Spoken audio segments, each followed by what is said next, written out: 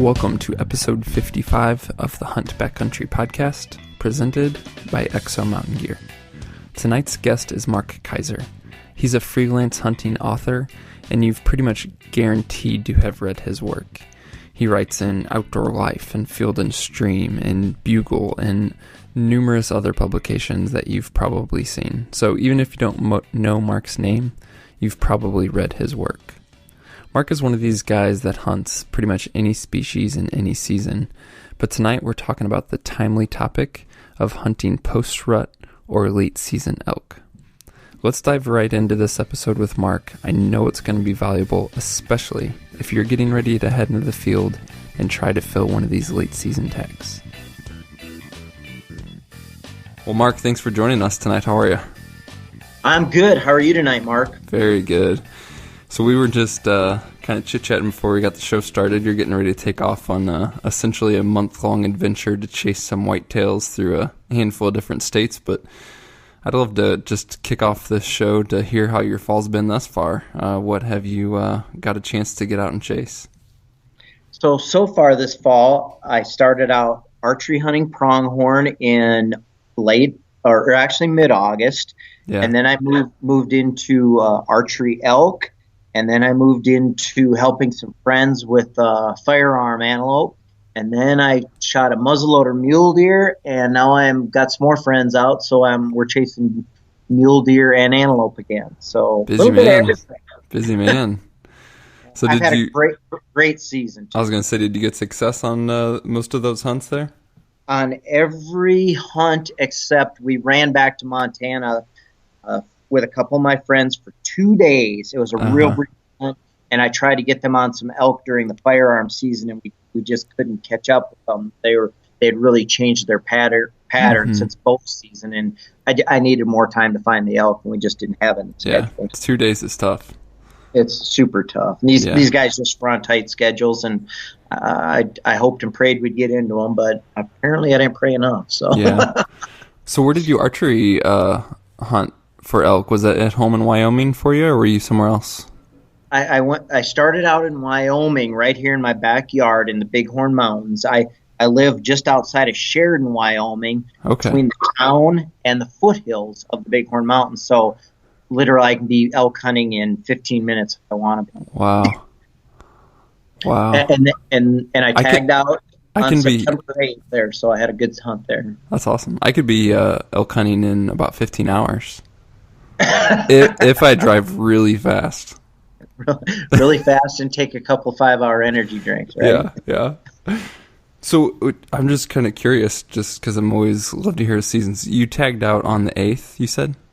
On the 8th of September. And the unit I was hunting is one of the lowest success units in Wyoming, but I usually hunt it because I can always get a tag. And it sounds odd that as a Wyoming resident, I have a tough time getting a tag in great units, but Wyoming residents don't get preference points. Non-residents like you do, so you can kind of build your preference point. Okay. And you can plan. I'm kind of in a random draw every year, but I mean, when you live here and learn some of the the intricacies of the country and stuff, you can up your success a little bit, not always a lot, but yeah, it was a tough hunt. In 8 days of hunting, I heard 8 bugles, saw one giant bull, and I sat down to have lunch, and lo and behold, a bull elk walked right up. So that's when you tagged out on? So when I actually spotted him from above. I was 500 feet above in some cliffs, and I saw him way below me, and he could hear me bugle. He answered me once, but the wind was picking up. So I dropped down off that cliff, dove through the thick timber, got down there, he was gone. And I was standing there on an open slope where he was, and back behind me where I'd just come through, I heard a cough. And I thought, gosh, that sounds like an elk. But it was 300-400 yards away. I looked around some more, no elk, so I went back in that dark timber. I couldn't find anything, but there was a series of benches in there. I found one nice bench without a sign.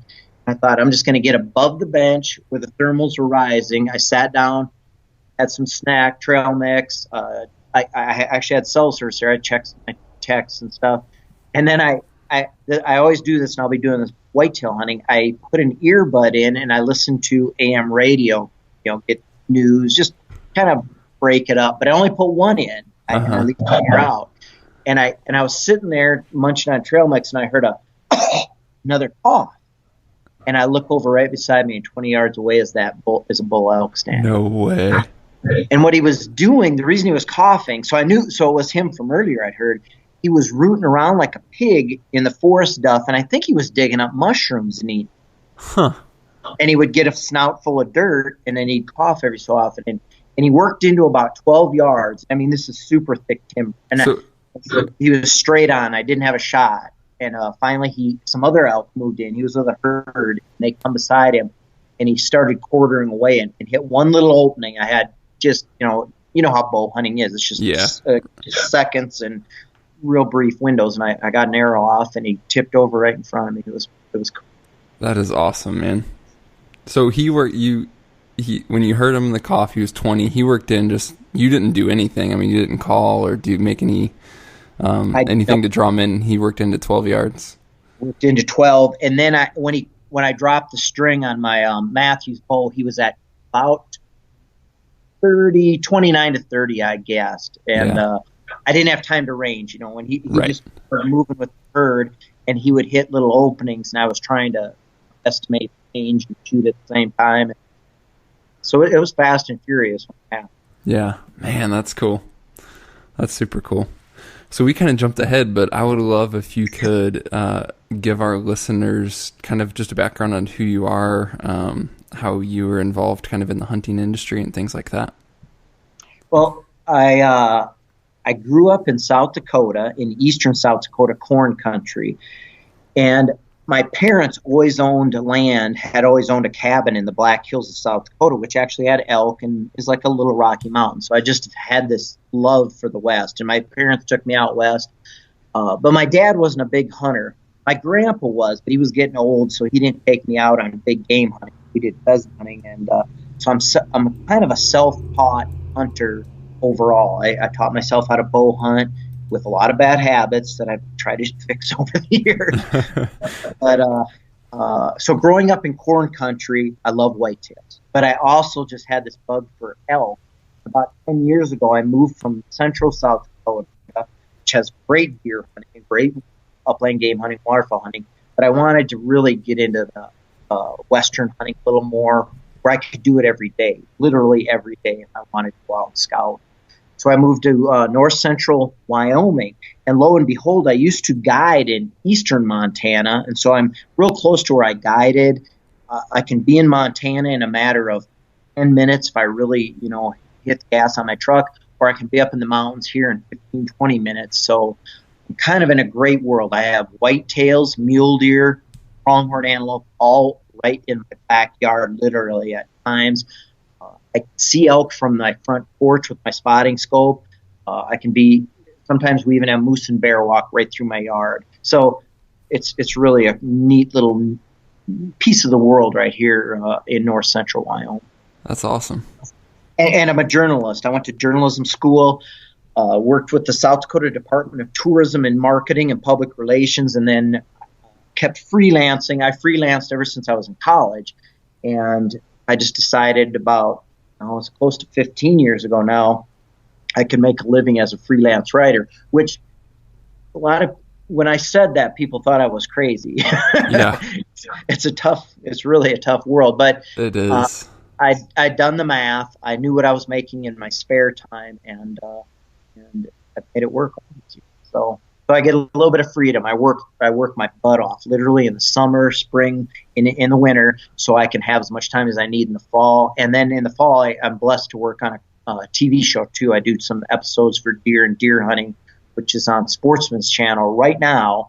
And next year they're actually moving to Pursuit. So, but I'm a co-host and on every episode I host, plus I hunt on probably a third or more of the episodes. Yeah, very cool. Well, I first caught your name, I guess it's probably been at least 3 years ago now, but I was reading a issue of the Bugle magazine from the Rocky Mountain Elk Foundation, and read an article, and a lot of times I'll confess I don't really pay attention necessarily to who's reading it or to who wrote it. and I can't even remember which one it was, but I looked up and it was an article that you had written. And I really enjoyed it. And then since then, there's been several more times where that's happened. I was like, oh, dang, Mark wrote that one too. So in addition to the bugle, which I'm sure most of our listeners are familiar with, you mentioned freelancing, but just give us an idea of some of the other places that you write in terms of your hunting articles. Well, the big one that a lot of people will see, and I have 3, 4, 5 articles a year in there, is American Hunter, which is the largest all hunting magazine out there right now, the NRA publication. This issue, there's a mule deer article, for instance. The previous issue, I had an elk article. I write for National Wild Turkey Federation, Turkey Country, and I write for their youth magazine, the Jakes. My son just graduated from high school, and I've had a lot of adventures with him, and my daughter is in high school yet, and her and I do a lot of outdoor stuff. So I really enjoyed writing about youth and hunting and outdoor things. I write for Outdoor Life, Bow Hunter Magazine, Bow Hunting World, Bow Hunt America, North American Whitetail,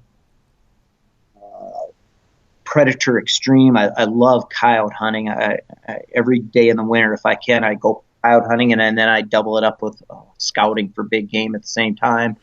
Predator and Trapper, I write for them. So needless to say, if somebody's listening to a hunting podcast, they've no doubt read one of your articles, whether they know it or not, because you've pretty much, been everywhere. and online too. I write a lot of online stuff for some of these same sources, and Outdoor Hub. I do a lot of stuff with their online magazine. Awesome. Very cool. So yeah, needless to say, I mean, you kind of mentioned you hunt nearly any species you can with nearly any method at nearly any time of the year. What I'd love to talk about tonight is, post-rut or late season, depending on how you define it, elk. And so right now as we record this, it's, the end of October. And there's some rifle seasons, going on. Guys are getting ready for late archery, kind of depending on where you're at. And so, as elk hunters, most of us can't wait for September. But there's still a lot of great opportunity out there now in this later season as we speak in October and even as we move into November. So, the fun and all that and the rut is focused on September, but what are some of the advantages to start with that elk hunters can have hunting in this post-rut late season time of year? Well, one of the advantages is snow. And if you're in elk country, in most of the higher elevations, now some of the lower elevations in Arizona and New Mexico, it may not have that advantage. But snow gives you the advantage of finding tracks. Now, this time of the year, the elk can be very vocal in some areas, believe it or not. I've been in some bugle fests like you can't believe, right here in Montana next door and in Wyoming. When these big herds start consolidating and getting together, there's still a lot of anxiousness amongst the bulls. It's not always the giant bulls. The big bulls may be on the edge of the herd. A lot of times right now they're starting to peel off and do their bachelor again. But when you get all these younger bulls together, they're just like teenagers, and they got to show who's the toughest and who's the biggest. So the snow. You think some of that vocalization is still just kind of jockeying for position and things like that? Yeah, and just being boisterous. Boys boisterous. So there can be some cows coming into heat. Usually around the middle of October, you get a real good blow up of bugling and herd activity and chaos again, and then it starts waning a little bit. But my biggest bull that I'm looking at right now that I took with a rifle, I shot on Halloween, and he was with another giant bull and a bunch of cows, and they were just screaming at each other until about 1, 2 in the afternoon. Really? That late in the day? Yep. And then one of them broke apart, the one I shot, and he went off by himself, and we watched a little where he went into this little canyon. The other bull took off with the cows, and we heard him bugling as he left. We went after the solo bull, and it took us a while, but we found him bedded. I shot him in his bed. He just stood up sleeping. So, wow. And about 5 years ago, I killed another bull, and I think it was the day before Halloween, up in Montana again. And that bull was screaming mad the day before, and I almost shot him. Then he come off a big a cliff area, and I just couldn't get out fast enough to get on him. And then the next day, we kind of figured out where he was. Same thing. He was bugling. He was working up the ridge, and I set up and got a really nice shot on him. So, Yeah. So be listening, and don't be afraid to bugle once in a while to maybe incite a little bit of response. But back to the snow. Snow can reveal tracks, and tracks tell you where they're at. So always be on the lookout for tracks, because if they're not calling because of the hunting pressure, they have to leave tracks. Right. Any tips for kind of assessing tracks in terms of freshness or just number of elk? Like, what are you looking for when you come across a track? What's kind of the process that you're thinking through? If I'm hunting just for a bull, I don't care if it's a solo elk or a whole herd. In a whole herd, there's likely a bull in there. If it's a solo big track, it's likely a bull, and probably a bigger, more mature bull itself. And obviously, the size of the track you need to look at. If it looks like a calf, like a cattle, calf, livestock calf size, then it's a cow or a calf. But if it's got that big, round impression, and it's by itself, it's generally going to be a bull. There won't be too many cows out just roaming by themselves. They're in their little herd groups yet. So if you find it cut a fresh track, and I have done that before and walked an elk down in snow, falling fresh snow, I knew it was fresh track. I got on him, and I've done that before. Walked right up on bedded bulls. Man, get on that track and go. And always look for the crispness, of course. You can, if it's a warm day and the track's melting out, it could have been made that morning and then melting out as the day went on. Like today here in Wyoming, it was nearly, it got up to 65 degrees here. So on the mountain, it was probably 50, at a high. Right. So any snow up there was melting. Yeah. So at this time of year, it's typically the older bulls that are kind of breaking off from the herd first. They're tired and they're wore down. The studies, when I look at deer stuff, and I equate a lot of this to elk, show that a mature buck will burn 20 to 25% of his body mass during the rut. And I have no doubt that equates back to elk too. They have to be burning at least that. A whitetail, he's on the move trying to breed every doe he can. Well, a bull elk is on the move constantly trying to keep his harem together and keep the satellites out of the breeding scene. So if you watch a bull for a while, you just see they're just athletes and they're just burning calories nonstop. Yeah. They're wore out. They're simply wore out. They've got to put mass back on. Again, going back to whitetails, if whitetails get over a 30% loss of body mass, they're nearing death. If they get over 33% on some of the research I've seen, they're basically dead or dying. So, again, I'm sure an elk is real similar to that. They cannot lose much more of that body mass, and they know winter's coming. And those older bulls, they do the same thing beginning. They kind of come into the rut a little late because they know, they've been there, done that. They know the cows aren't estrus until a certain time. They know to conserve calories. And then at the end of it, they know they've done the most breeding. They kind of cut out, when they feel like most of those cows are bred and go back to revitalizing their body so they can live through the winter. Yeah. Let's dive into food a little bit more here in just a minute. But are there any other insights you have into the mindset of an elk at this kind of stage in the game? I mean, you mentioned that obviously breeding's wearing down. They know winter's coming. They know food's important.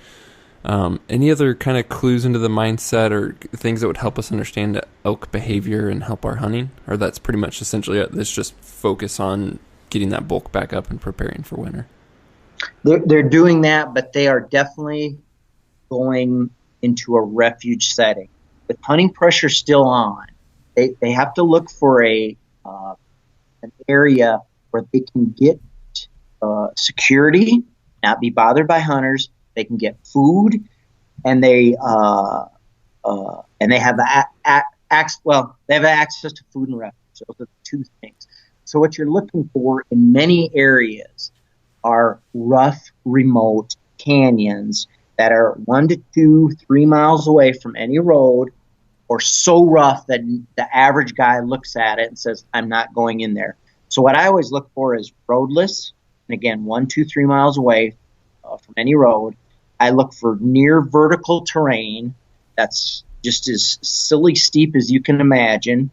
I look for south-facing slopes, and I look for a north-facing slope that they can navigate through to hold up in under thick cover, but still get to the south-facing slope quickly and easily. The other thing I look at when I'm hunting, so say you're not finding that, and here's what a lot of people come up with. This time of the year, the elk move to winter grounds, and many of those winter ranges are on private land. So what I try to do in that situation is, if I can't get permission, and it's just like it is, in the Midwest and the West, it's hard to get permission anywhere these days. I try to find the public access next to good private land and hunt the fences or the fringes of that private land. Yeah, that's actually a point I wanted to bring up. As elk are seeking feed in the high countries, getting more and more snow, and that feed's more covered, and the plentiful sources are lower, they're obviously going to be a greater chance that they're in these private land areas. So obviously bordering that is great. On the public land you can have access to, but how does that change your hunting tactics? I assume that in that kind of scenario, something like setting up for an ambush style hunt is a pretty good way to go. What I would do in that situation is, what happens is, a lot of times these elk will feed on the private, but they'll retreat to the forest or some rough country nearby, because oftentimes the public to bed. So yeah, I look for an ambush, and you want to buffer that ambush because you don't want to deal with an angry landowner. So you don't want to sit right on a fence, right on a property boundary. You want to back up enough. So especially if you're hunting with a bow, an elk can run easily 100 yards even with a double lung hip. But with a rifle, I'd say 100 to 200 yards minimum as well, especially if you hit him right double lung. He can still run just like he's arrow shot if your bullet doesn't expand the way you hope it would. And I've learned a lot over the years. I use a certain type of bullet, and I'm always studying new bullets, but sometimes bullets and arrows do crazy things. So just give yourself plenty of room so you ethically are being a fair chase, a good hunter. Yeah. So what are you looking for if you have, a patch of private abutted to a patch of public that you can have access to? You mentioned fences and things like that, but in terms of either natural and or man-made funnels, like how are you trying to identify the areas that they are using if you haven't had a chance to pattern these elk? One of the things you can look for, and you mentioned fences, is to walk the fence line and look for down fence. Elk are notoriously lazy.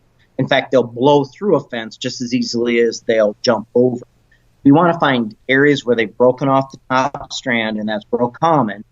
In fact, ranchers, the average rancher is not a friend of elk because they're just hard and horrible on fences. Look for down fences because the elk will funnel to those areas to get over. They just don't want to jump. And then look for bottom lands. A lot of times those elk will start out leaving a field, and they'll go right up a canyon bottom, and then they'll begin side hilling up to gain elevation. So look for those heavily used trails. And now this goes back to September, but I found this basin in Montana where I eventually filled my archery tag there. I stumbled across a trail. It looked like cattle were using. And I followed that trail, and it led me right into a basin full of elk. So trails can reveal a lot. Trails with a few tracks, there's elk there. Trails that look like, the New York City Marathon just ran through there, that's what you want to focus on. Because even if the cows are putting most of the tracks down, you can bet that if it's a good food source, there's some bulls coming in and out of there as well, either leading or following that big herd of cows. Mm-hmm. This might vary, I'm sure, but what's sort of been your experience on the timing of elk moving between these feeding and bedding areas at this time of year, especially in this sort of private public area? I mean, is it something where they're essentially making the move to feed at night after dark? And then are they heading back into that security again before light? Or, has it been your experience that you've been able to catch them making those transitions during shooting hours? It all depends on hunting pressure, how much pressure they're receiving. If they're hunted hard like a whitetail buck is on 40 acres of land, they're going to do a lot of their movement uh, pre-dawn and after dusk. They're going to do it, right at the cusp of shooting light in either situation. Now, if you're hiking into an area, into a backcountry area, a couple, 2-3 miles in, hunting some big remote basins that see very little hunting pressure, maybe taking a horses in there, whatever.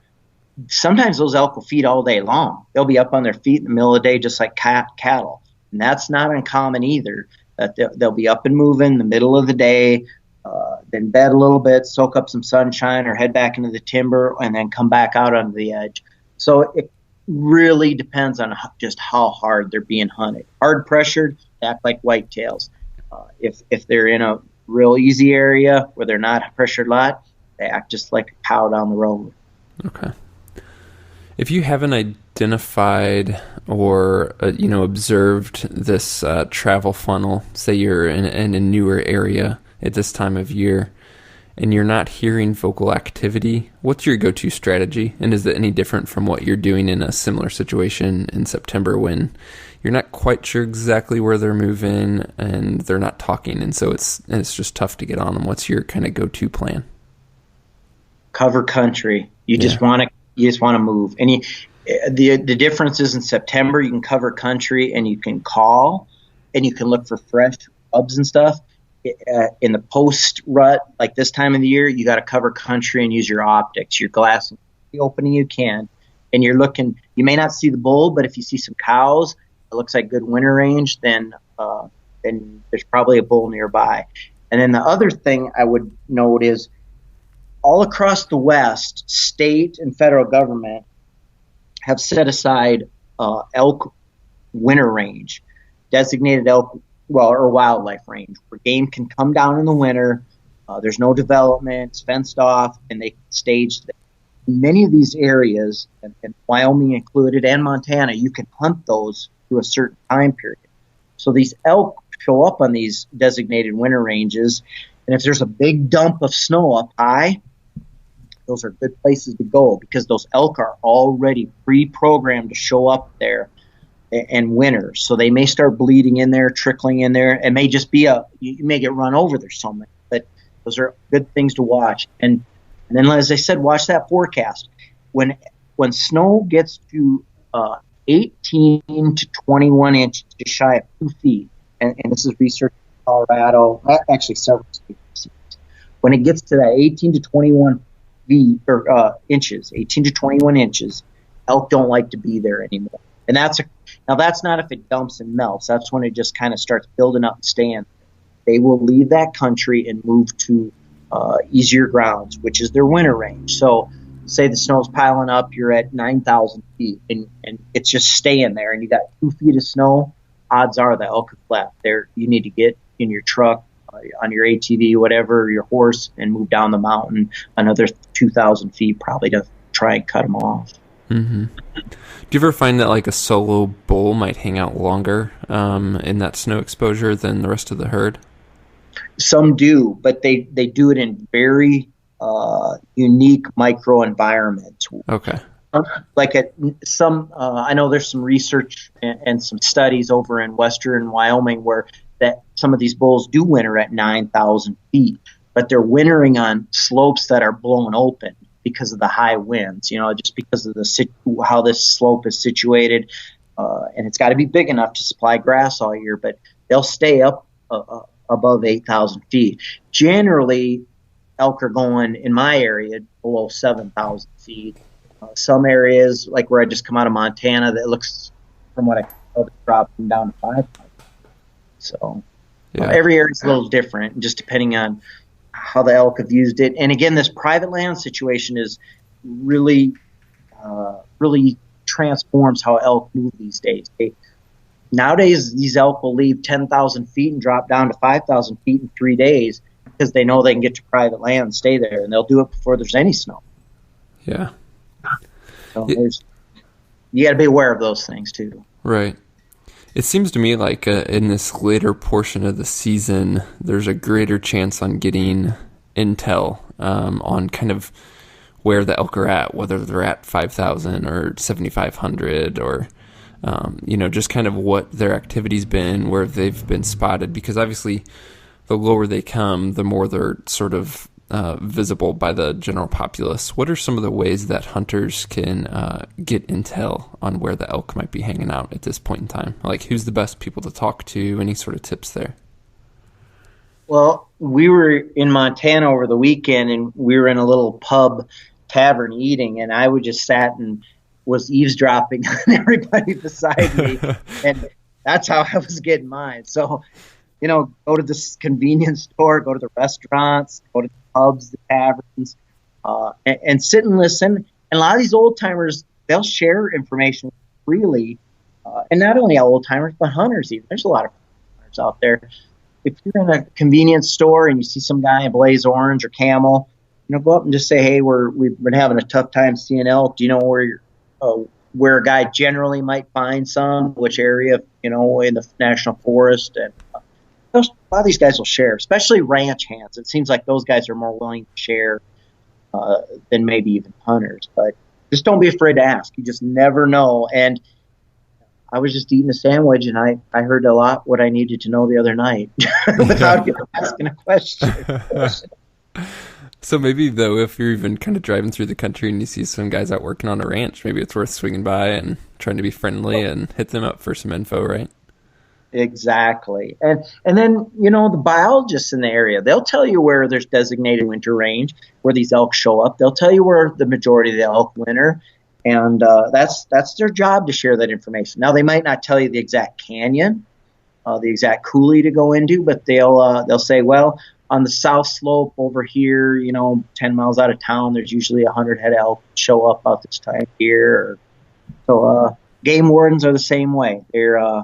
That's their job. Their job is to help you. Their job is to help wildlife. But don't be afraid to ask. You and I all pay them for that job too. So. Yeah, very cool.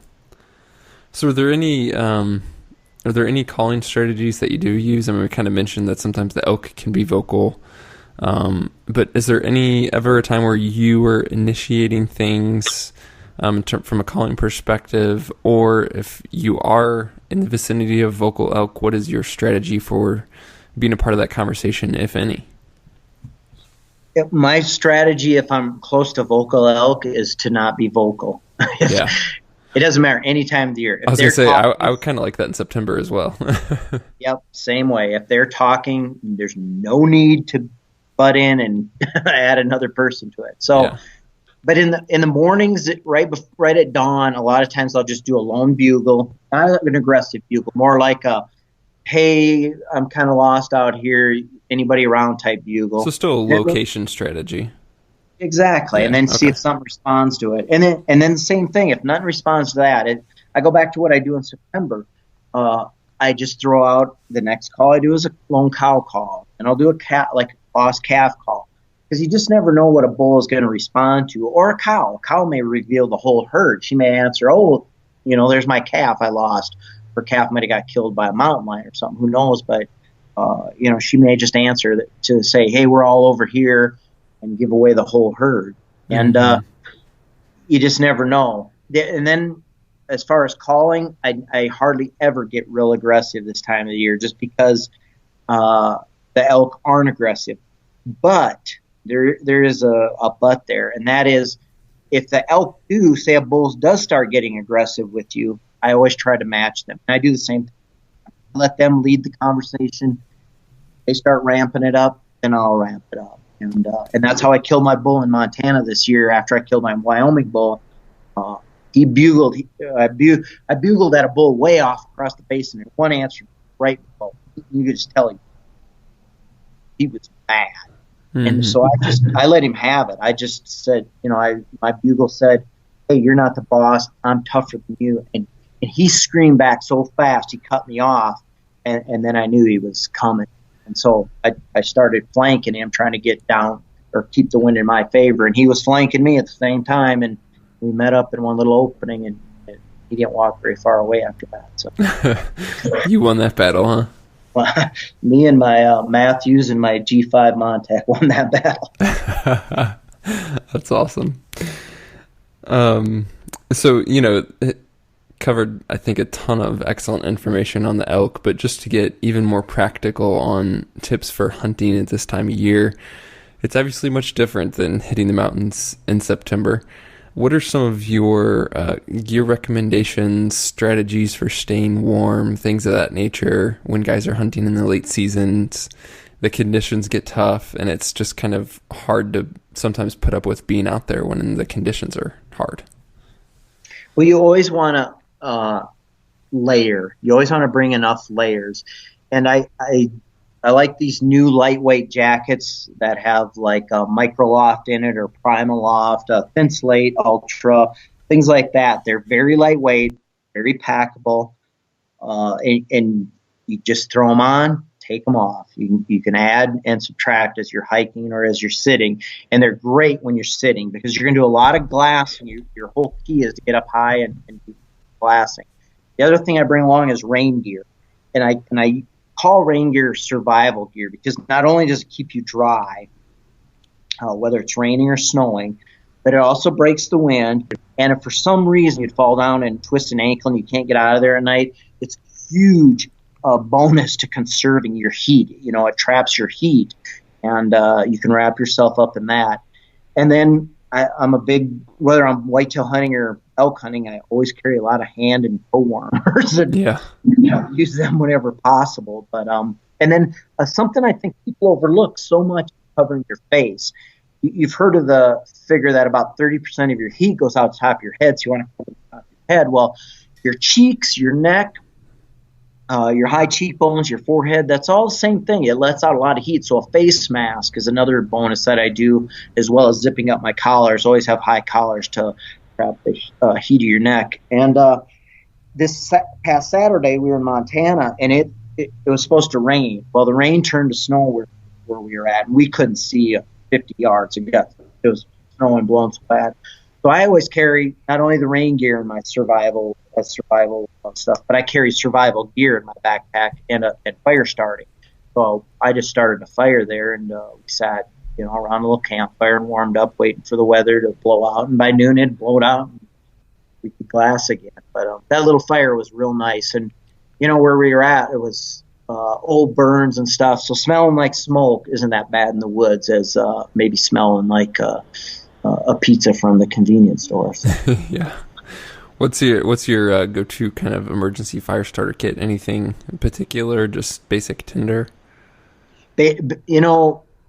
My buddies were amazed. I carried just any strike wooden matches. I keep them triple layered so they don't get wet. And then my go-to fire starter is dryer lint. I carry just a pile because it's lightweight and it ignites right away. And I got some pine needles going in that dryer lint. We had a fire going in less than minutes. So I do the same. It was wet, so it was. But magnesium, you seen those magnesium flints? Uh-huh. They work great too. So don't overlook that stuff. Yeah, I'll take dryer lint and I mix in a little bit of petroleum jelly, Vaseline, and it kind of just extends the burn time on that a little bit. And that's like one of the best fire starter / tenders that I found. Yeah, I always I just make sure I have that because I do so much solo stuff, and so far I've been lucky. I haven't gotten stranded out in the woods, but I definitely want to make sure I can stay warm and dry if something would ever happen. I couldn't get out and had to stay there the night. So. Yeah, for sure. So one thing I think, I don't want to say that most of us don't think of. I think quite a few of us have thought of it only because we've run into the issue, but maybe to save some newer hunters some trouble, guys don't necessarily plan ahead for if they're archery hunting late season, how these different layers might affect their shooting, whether that's they're wearing a face mask and so their anchor point's different, whether they're wearing a thicker, heavier jacket and it might interfere with the bowstring. Is that simply just a matter of practicing how you're going to be shooting in the real world, meaning bulk up with that gear and practice shooting and make sure that you're still shooting as effectively and things of that nature? Exactly. And that's one reason, Now I'm switching to whitetails here within a few days. That's one reason why I carry a judo point in my quiver. So not only can I get up my tree stand and do the same thing out in the woods, stump shoot in elk country, but I can make sure A, my bow is sighted in yet, and then B, that this bulk of clothing isn't going to change my point of impact. And another thing I do besides practicing with all the clothes on is I wear a lot of compression items. So I got a compression sleeve I put over my left arm because I'm right-handed, so it kind of tightens that bulky layer up. And then women archers have chest guard. I don't know if you've seen those. They're a mesh chest guard, and it's a compression guard for the compressor breasts of all things. So shooting, string doesn't slap there. And I have bought one of those, and I wear that when I'm hunting with a lot of clothes on too. And I just cinch that down, and it does the same thing. It just takes that layer of puffiness and presses it against my chest tighter, so my string. Huh. Very cool. That's interesting. So while we're on the topic of shooting, you mentioned before that you're pretty particular in terms of your firearm setup and the projectiles that you're using and things like that. Walk us through your preferred setup for elk in terms of the firearm side of things. I'm a big proponent of carry enough gun. So I think on elk, people shoot elk with 243s, 6 millimeters, stuff like that. And I don't have a problem with that as long as the shot angle's good. But elk are huge. They're just big bodied animals, and they're tough. If you don't hit them right, you'll never find them. And so I like a 30 caliber, a 300 Win Mag, 300 Ultra Mag, 7 millimeter Remington Mag. Those are ideal elk calibers. And I like to shoot enough bullet weight too. So right now I'm shooting the Hornady Precision Hunter ammo, and they have a new bullet, the ELD X bullet, 200 grain. In my mind, is a perfect match for elk. It's hard hitting. This new bullet works really well if you're a long range shooter, designed to shoot at 600 and beyond. Which in today's world with today's guns, 500-600 yards isn't really a long shot if you practice it. You can do that. And then have a scope that gives you confidence. When I say in a scope that gives you confidence, that it has the long range reticle, and I like the Nikon BDC. It's just easy to manipulate and use, but I like a lot of power too. In the old days, everyone used a 3x9, and I like a 12, 16, and even better yet, a 20 or 22 power. When you've got an elk out there feeding at, say, 400 yards, and you crank it up to 16 or even 20 power, it fills that scope up. And if you got a good rest, that reticle gets solid, and you've got all the confidence in the world because you're looking at all hair, and the reticle isn't bouncing around on a little mouse-like object out there. Yeah. What are your thoughts? What are your thoughts on some of the traditional non-magnum calibers, but still in that 30 cal class, like a 308 or an .6 for elk? Those are fine too. And Jack O'Connor proved it time again with the 270. It'll kill elk. Those will work, and if you pair them with the right bullet, again, I have no problem with that. I just think when you get down a little lower than that, you're just taking a risk, and it's a risk really that it's not unethical, right, but it's just a risk I think that you don't need to take. You invest a lot in an elk hunt. It's not like going out to your Uncle Fred's, down the road and sitting in a whitetail tree stand and you got $5 in gas and Twinkie and a Coke. It's $1,000 or more just to even get the tag in some places, and then $1,000 to get out there with lodging and all the specialized gear, backpacks and boots, and you got several $1,000s invested in elk hunt. So take a little time to get a rig that really shoots. And my rifle I'm shooting right now is the Bergara. I don't know if you've heard of Bergara barrels, but Bergara makes a rifle now, and they're a custom style rifle, even though it's a factory rifle, but it shoots mine right now shoots a quarter minute of angle or less if I'm really, really not twitching. It's just a real fine shooting rifle, and it's under $1,000. It actually retails for $800. So Wow. That's impressive.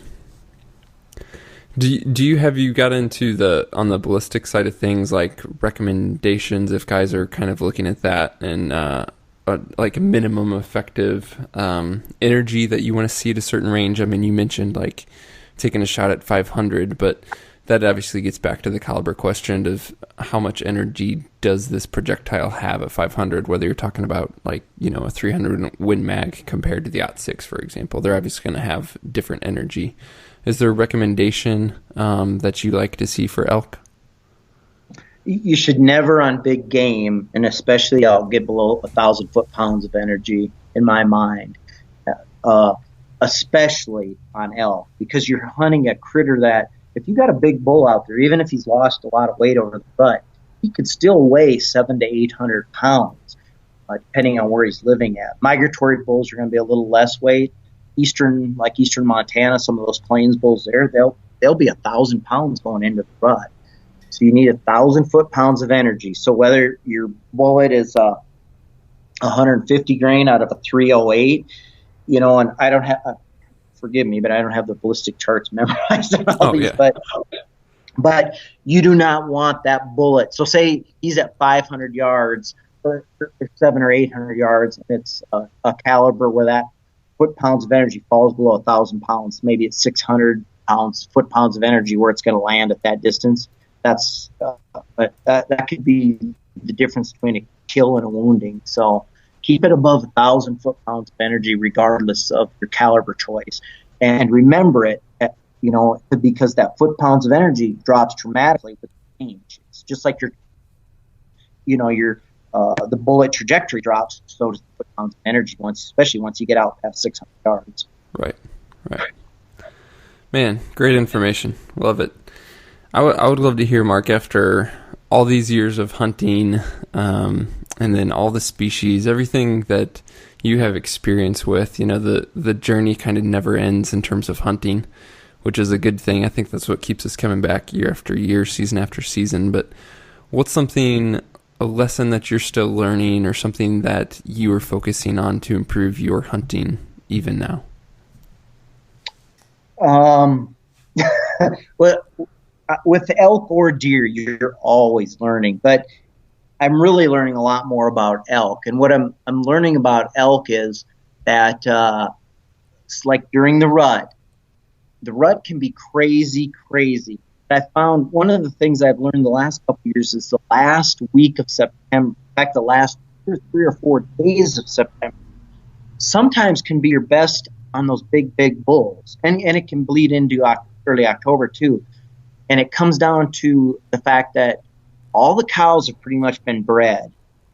And just like the whitetail rut, and I equate this back to Thanksgiving, that Thanksgiving time period for the whitetail rut and the elk at the end of September going into the first few days of October, those big animals know that it's about over for the year, and they've got one last time to get it on. And sometimes that can be their biggest mistake. And I've called in a couple of my best bulls the last few years in time periods I never thought I'd see a big bull. So little things like that. I'm just always tweaking and learning, and it's never ending. I mean, you're always learning something.